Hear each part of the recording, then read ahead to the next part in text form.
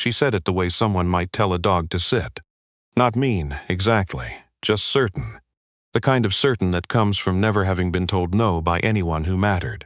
I was standing in her driveway, which was less a driveway and more a statement, holding my clipboard, and trying not to look like I was calculating how many years of my work it would take to afford the gate I'd just driven through. The house behind her was one of those old Quebec estate properties outside Knowlton, the kind with the stone walls and the slate roof and the cedar trees that had been growing since before Confederation. Beautiful in the way that things are beautiful when they've never had to try. She looked at me the way you look at a tradesperson you're not sure you should have called. "The car is in the carriage house," she said. "If you can get it running, we'll talk about what that's worth." That was it. No introduction, no handshake. She turned and walked back toward the house, and I stood there in the October wind, wondering what exactly I'd agreed to drive 2 hours from Sherbrooke for. Her name was Constance Villeneuve. I found that out later from the brass plate on the mailbox. At the time, she was just a woman in a cream-colored coat, who clearly hadn't expected me to show up in a truck with a cracked mud flap and a car seat in the back. "My name is Joel Beaumont. I'm a mechanic. I've been a mechanic since I was 19 years old, which means I've been a mechanic for 18 years now, which is longer than my marriage lasted, and longer than I've lived anywhere twice. I run a one-man shop out of Sherbrooke, mostly restoration work, old cars, farm equipment, the occasional boat engine for the guys up near Memphremagog. I'm good at what I do. I say that not to brag, but because it's the only thing I've ever been completely sure of. My daughter Chloe was 7 that October. She was with my mother for the week. I mention this because the only reason I took the job at all was that my truck needed new brake lines, and the quote I'd gotten was $1,100, and I was looking at my account balance the way you look at a parking ticket. Knowing it's there, hoping it disappears. The call had come 3 days earlier. A woman named Margot. I later learned she was Constance's personal assistant, a real person with a real desk and a real salary, had called to say that the family had a 1958 Bentley S1 that had not started in 11 years, and that the family was looking for someone discreet. That word, discreet. I remember thinking, what does discretion have to do with a Bentley? The carriage house was at the back of the property, separate from the main house, and the moment I opened the door, I understood why someone might want to keep the whole thing quiet. The car was extraordinary. Not just old, not just expensive. Extraordinary in the way that a thing can be when it was made by someone who believed it would last. Continental blue, original paint, barely a scratch on the coachwork. Leather interior the color of old cream. The kind of car that makes you stop talking mid-sentence. I stood there for a long moment before I put my bag down. Then I opened the hood. The engine was a mess, but an honest mess. 11 years of sitting in a climate-controlled stone building in the townships. The fuel had gummed. The belts had dried. There was corrosion on half the electrical contacts. Nothing that couldn't be fixed. Nothing that would take more than a few days if I had the parts. But I noticed something else before I noticed any of that. Wedged into the space between the firewall and the right side of the engine block.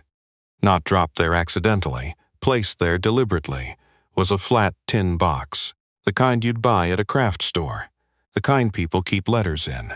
I looked at it for a moment. Then I left it where it was and went back to assessing the engine. I am not a man who opens other people's things.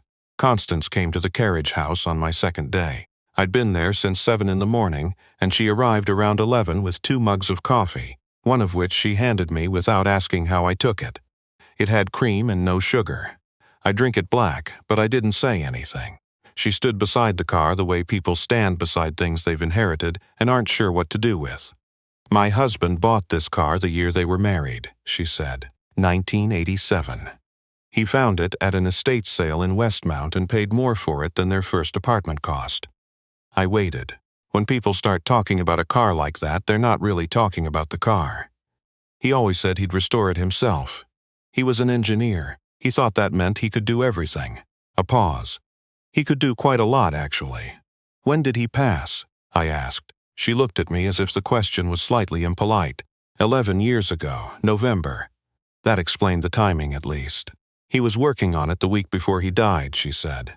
"Pancreatic cancer. He knew it was coming.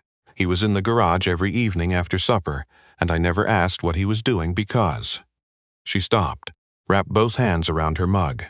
I thought he was just trying to feel useful. She left shortly after that. I went back to work. I didn't look at the tin box again, but I was aware of it the whole time. The way you're aware of a letter you haven't opened sitting on the counter. Her daughter came on the third day.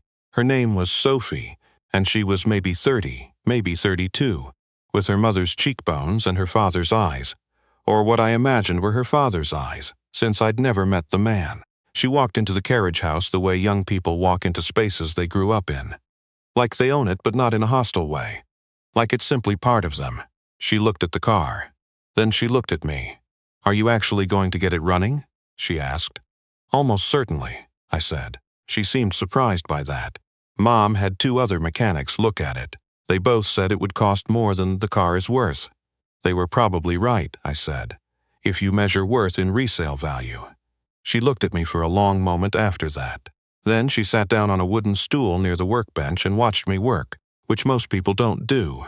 Most people get bored in about 4 minutes and leave. Sophie stayed for an hour and a half. She asked good questions, not performative questions, not rich person questions, actual questions. How does a carburetor work? Why does old rubber fail that specific way? What's the difference between corrosion and rust? I answered all of them. It's not often someone wants to know. She left when her phone rang. Before she walked out the door, she turned and said, "My father would have liked you." I didn't know what to say to that, so I just nodded. But I thought about it for the rest of the afternoon. I found the letter on the 4th day. I wasn't looking for it. I'd been tracing a fuel line toward the back of the engine block, and my hand brushed the tin box and it shifted, and I saw that it wasn't just wedged in there. It was attached to the firewall with a small bracket. Someone had put it there on purpose. Someone had made a bracket to hold it in place. I sat back on my heels and looked at it for a long time. Then I went inside and knocked on the front door and asked Margot if I could speak with Constance. She came to the kitchen. It was the first time I'd been inside the house. It was the kind of kitchen that costs more than most people's houses, but someone had actually cooked in it. There were scratches on the butcher block and water stains on the stone around the sink, and a child's drawing stuck to the fridge with a magnet that said Niagara Falls on it. I noticed all of that. I notice everything about kitchens. I spent a lot of years eating cereal standing up, so kitchens that look like people eat together in them mean something to me. "There's a tin box in the engine compartment," I told her, "attached to the firewall. Not accidental. Someone mounted it there deliberately." She went very still. "Do you know what it is?" I asked. "No," she said. And then quieter. "Yes." I waited. Marcel was always. He did things like that. He hid things. When Sophie was small, he used to hide notes around the house for her to find. Scavenger hunts that would go on for days. She looked at her hands. "I thought he'd stopped doing that. Would you like me to get it out?" I asked. She looked up at me. She was 70 maybe, with the kind of face that had done a lot of living and had not tried to hide it. Her eyes were completely steady. "Yes," she said. "I think I would." It took me about 20 minutes to remove it without damaging anything. The bracket was simple. 2 bolts, a strip of steel. But Marcel Villeneuve had been thorough. He'd sealed the tin with wax, not melted candle wax. Proper sealing wax, like a letter. I brought it to the kitchen. Constance was sitting at the table. Sophie had arrived at some point. I hadn't seen her come in.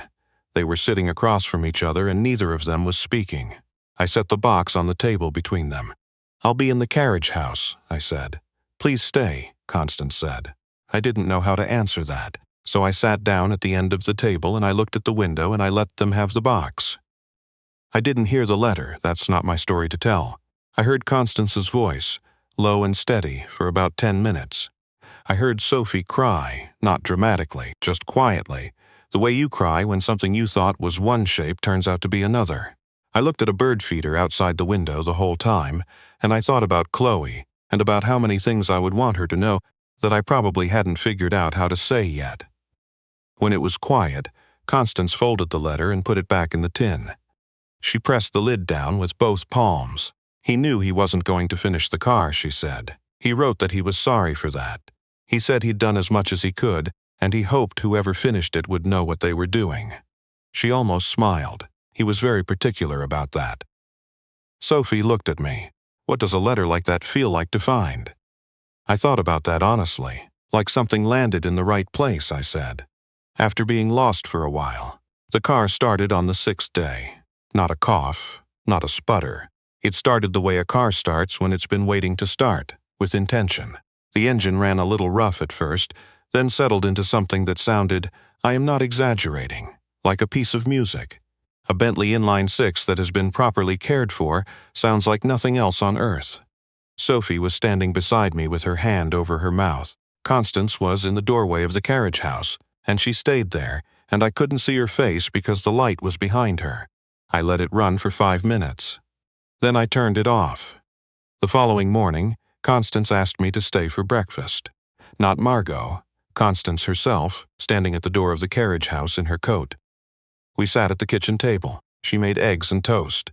Sophie came down in pajamas and poured herself coffee and sat with us, which I hadn't expected. We talked about the car for a while. Then we didn't talk about the car. Constance asked about my daughter.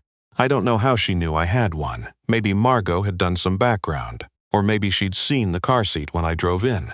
I told her about Chloe, about the divorce, about the shop, about how I'd taken the job partly because my brake lines needed replacing, and partly because I'd been restoring things for long enough to know that some jobs are about more than the object. She listened the way people listen when they're actually listening. She didn't offer advice. She didn't say, that must be hard, or I'm sure things will get better. She just listened, and when I was done she said, Marcel would have said that a man who takes pride in his work is a man who's figured out the important part early. I thought about that for the rest of the drive home. 3 weeks later, Sophie called me. She'd gotten my number from the invoice. She wanted to know if I'd be willing to look at a second car, a 1964 Jaguar E-Type that her father had bought at the same estate sale and never touched. It was, she said, also in the carriage house. I told her I'd have to check my schedule. How's next Tuesday, she asked. Tuesday's fine, I said. There was a pause. My father's letter, she said. One of the things he wrote was that he wished he'd asked more questions, to more people, about more things. He said he spent a lot of his life being certain when he should have been curious. I didn't say anything for a moment. I've been thinking about that, she said. Me too, I said. And I meant that in more ways than one, but I didn't know yet how to say it, so I didn't. I just said it to myself, in the cab of my truck in the parking lot of a Canadian Tire in Sherbrooke, with the heat on and the radio off, thinking about a man I'd never met who'd mounted a tin box to the inside of a car and trusted the right person to find it. I don't know what kind of story this is yet. I'm not sure it's finished. But I know that the morning I started that Bentley, I felt something I hadn't felt in a long time.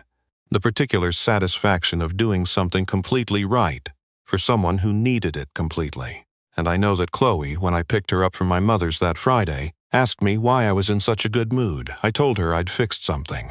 A car, she said. Yeah, I said. Partly. She's 7.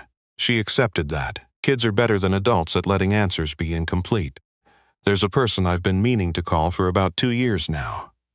Not a romantic thing. Just a friend from before everything changed. Someone I stopped reaching out to because it got complicated, and then because I felt like too much time had passed.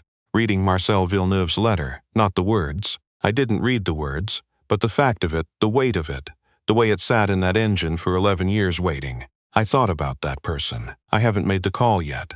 I'm going to. If you're reading this and you have a call like that, I hope you make yours first. Before the car rusts, before the tin corrodes, before it's someone else opening the hood and finding what you meant to say. Don't let it wait 11 years.